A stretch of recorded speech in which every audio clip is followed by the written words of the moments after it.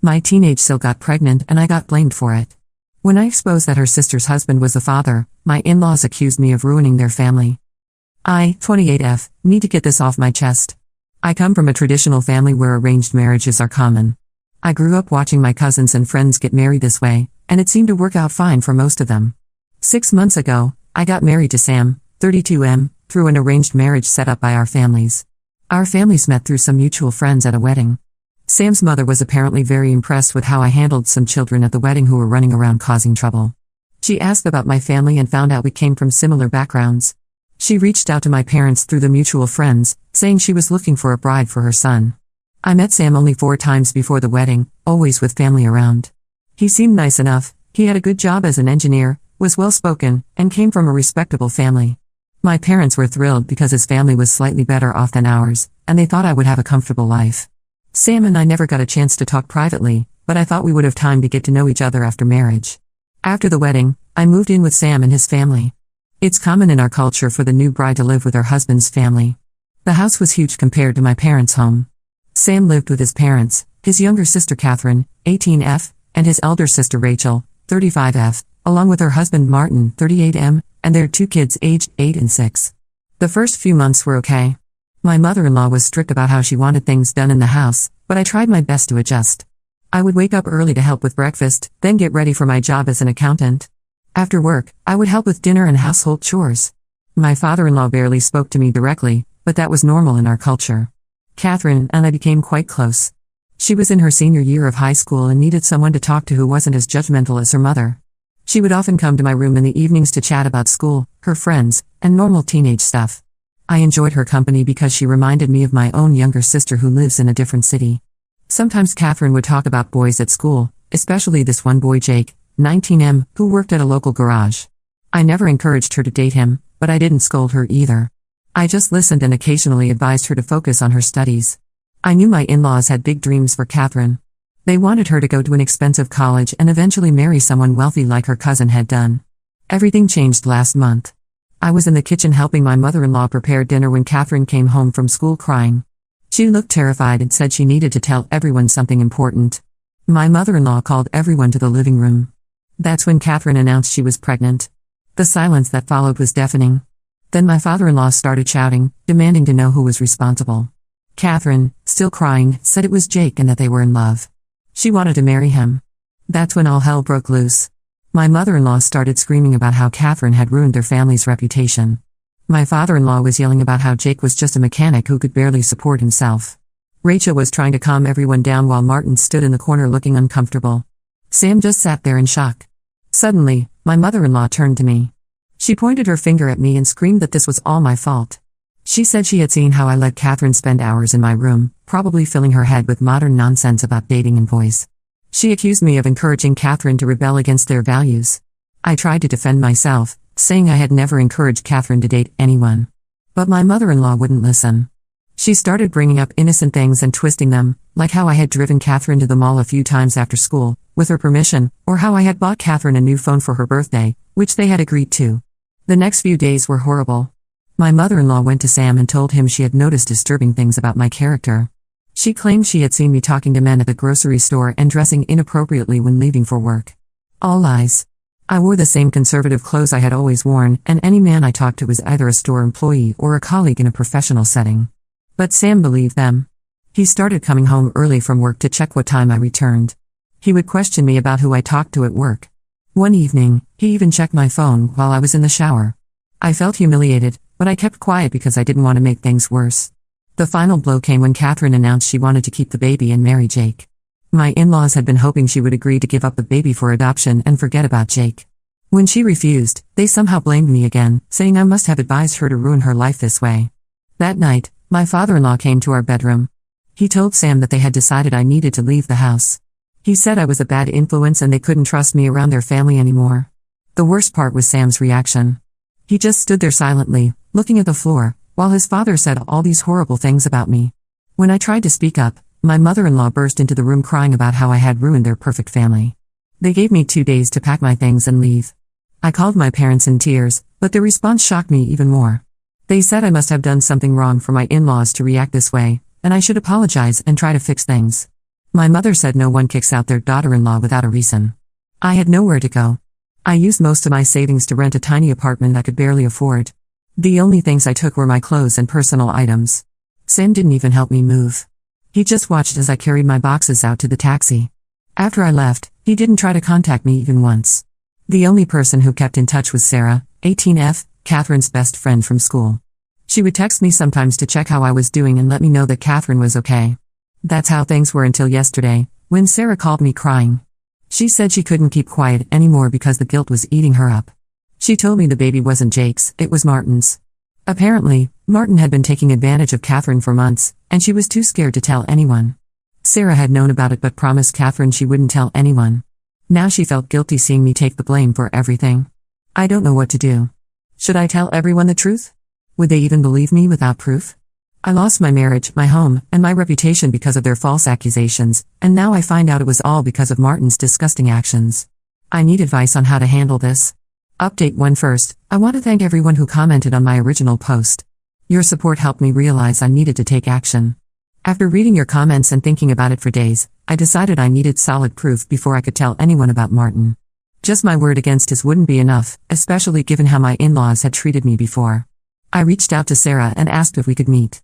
She agreed and we met at a coffee shop far from my in-laws' neighborhood. Sarah looked terrible, like she hadn't slept in days. She told me more details about what she knew. Apparently, Catherine had confided in her about Martin's behavior several months ago. It started with inappropriate comments when no one was around, then escalated to touching and eventually more. Catherine was terrified of telling anyone because Martin had threatened to tell everyone she had seduced him if she spoke up. Sarah said she had wanted to tell someone, but Catherine made her promise not to. She said Catherine only made up the story about Jake being the father because she knew her family would never force her to marry him. Jake had no idea he was being used as a cover story. He and Catherine had never even dated. They were just friendly at school. I asked Sarah if she would help me get proof. At first, she was hesitant, worried about betraying Catherine's trust. But I explained that without proof, Martin would continue to get away with what he did, and Catherine would never get justice. Eventually, Sarah agreed to help. We came up with a plan. Sarah would text Catherine asking to meet at a specific cafe to talk about the baby. I would sit at a nearby table where I could record their conversation without being seen. I know recording someone without their knowledge isn't right, but I felt I had no choice. My entire life had been destroyed because of this situation. The day of the meeting, I arrived early and chose a table partially hidden by a large plant. I was so nervous my hands were shaking. When Catherine arrived, I hardly recognized her. The confident, bubbly teenager I had known was gone. She looked pale and tired, her usual stylish clothes replaced by a baggy sweater despite the warm weather. Sarah had placed her phone on the table, recording the whole conversation. At first, they talked about general things, school, the pregnancy, how Catherine was feeling. Then Sarah carefully brought up Jake. Catherine's face crumpled, and she started crying. What she revealed next made me feel sick. Through her tears, Catherine explained everything. Martin had started being inappropriate with her shortly after she turned 17. It began with comments about how grown-up she looked, then progressed to accidentally brushing against her in the hallway. One day, when everyone was out and she was homesick from school, he came to her room to check on her. That was the first time he assaulted her. Catherine said she tried to avoid being alone with him after that, but it was impossible living in the same house. He would find ways to corner her when no one was around. He told her no one would believe her if she spoke up because he was the perfect son-in-law in everyone's eyes. He said he would tell everyone she had been throwing herself at him for months. When she found out she was pregnant, she was terrified. Martin told her to get an abortion, but she couldn't bring herself to do it. That's when she came up with the story about Jake. She knew her parents would never accept Jake as a husband, so she wouldn't have to actually marry anyone. She felt awful about using Jake's name, but she was desperate. The whole time I was listening, I felt physically ill. I thought about all the times I had seen Martin and Catherine in the house, never suspecting anything was wrong. I remembered how uncomfortable Catherine sometimes seemed around him, how she would make excuses to leave the room when he entered. I had attributed it to typical teenage awkwardness. After Catherine left the cafe, I sat there for a long time, trying to process everything I had heard. Sarah was crying quietly across from me. She said she felt terrible for not speaking up sooner, but she had been trying to respect Catherine's wishes. That night, I couldn't sleep. I kept thinking about how my in-laws had thrown me out, blaming me for corrupting Catherine, while the real predator was living under their roof the whole time. I thought about Rachel and her children, living with a man capable of such horrible things. The next morning, I made copies of the recording. Then I sent it to everyone in the family, Sam, my in-laws, Rachel, and even Jake, He deserved to know how his name had been used. I also sent a copy to my own parents, so they would know the truth about why I was really thrown out. The aftermath was chaos. Rachel called me screaming and crying, asking if it was true. She took her kids and left Martin immediately. My mother-in-law called multiple times, but I didn't answer. My father-in-law sent me angry messages accusing me of trying to destroy their family by exposing this private matter. Private matter, as if his youngest daughter's abuse was just some minor family secret. Sam finally called after 3 days. But instead of apologizing for how he had treated me, he yelled at me for making the recording public. He said I should have come to him privately first.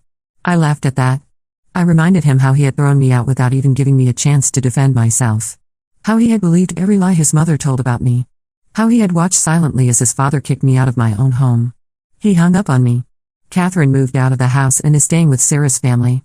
She called me crying, apologizing over and over for not speaking up when they accused me. She said she was just so scared and ashamed. I told her none of this was her fault and that she was brave to finally let the truth come out. Martin disappeared after the recording came out, packed a bag and left town. Rachel filed for divorce and is pressing charges against him. My in-laws are still trying to keep everything quiet to protect their precious reputation. They're telling everyone I manipulated Catherine into making false accusations against Martin. I've decided to file for divorce. I can't be married to someone who didn't trust me and threw me out based on false accusations. Sam keeps sending messages through mutual friends saying we should try to work things out, that he was just confused and under pressure from his family. But I don't see how we can come back from this.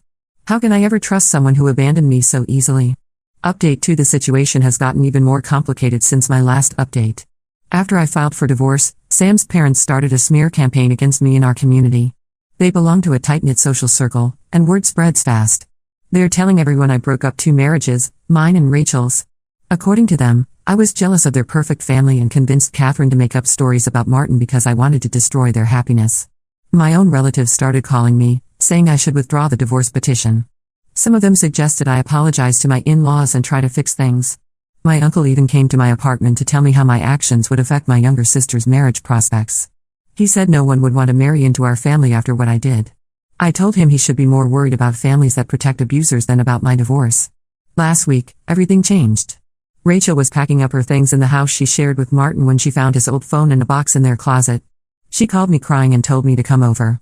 When I got there, she showed me the messages between Martin and Catherine. They went back almost a year and proved everything Catherine had said. The messages were disturbing. Martin would text Catherine late at night, asking if she was alone. He would complain about Rachel, saying Catherine was more beautiful and understanding than her sister. He threatened to tell everyone Catherine was obsessed with him if she ever told anyone about them. Some messages showed he had been pressuring her to get an abortion when she told him about the pregnancy.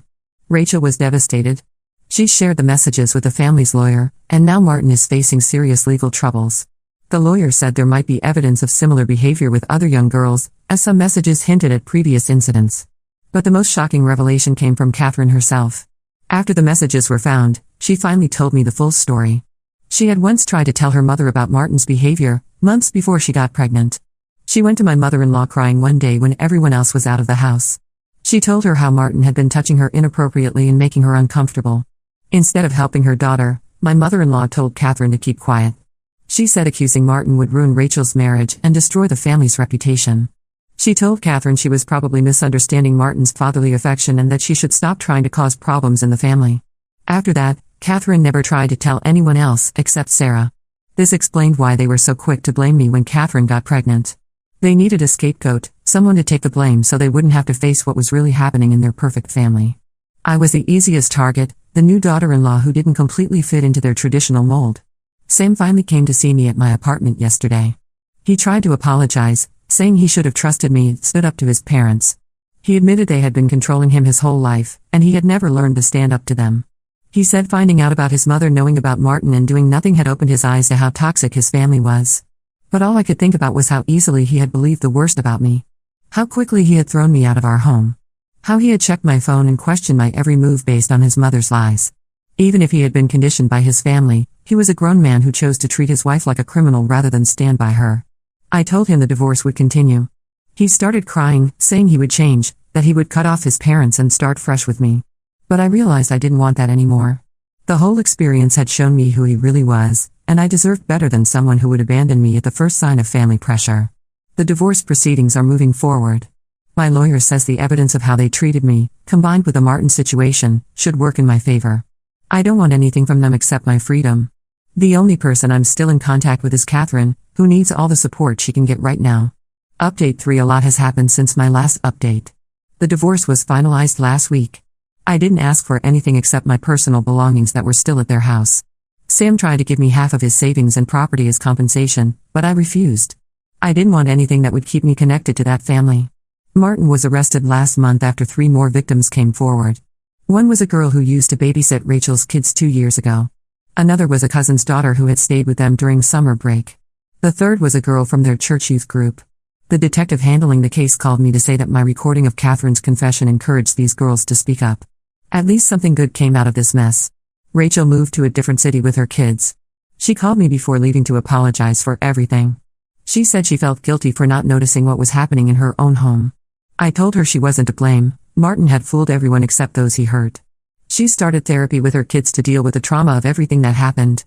She also helped Catherine find a good therapist who specializes in cases like hers. Catherine had her baby 2 weeks ago, a little girl.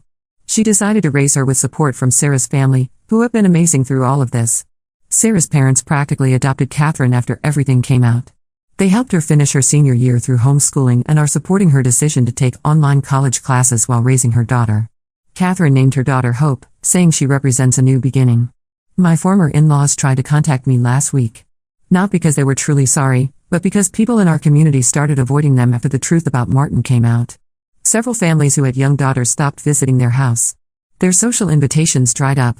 People whispered about them at social gatherings.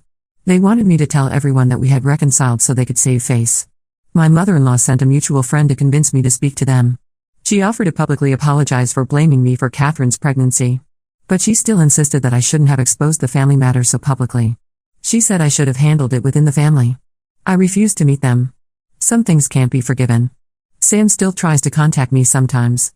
He sends emails talking about how therapy has helped him understand his toxic relationship with his parents. He says he's changed and wants another chance. Last week, he came to my office with flowers, asking to talk. I had security escort him out. I got a promotion at work and decided to move to a new city. The memories in this town were too heavy. I found a great apartment in a beautiful neighborhood, and I'm starting fresh. Some people, including my parents, think I'm running away. I see it as choosing peace over painful reminders. I keep in touch with Catherine and help her when I can. She's doing better now, focusing on her baby and her studies.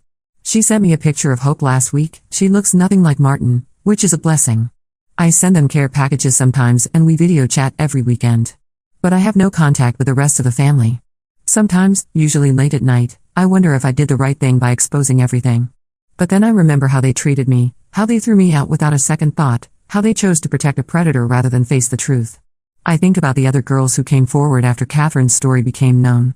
I think about Hope, who will grow up with a mother who is brave enough to finally tell the truth. No, I don't regret anything.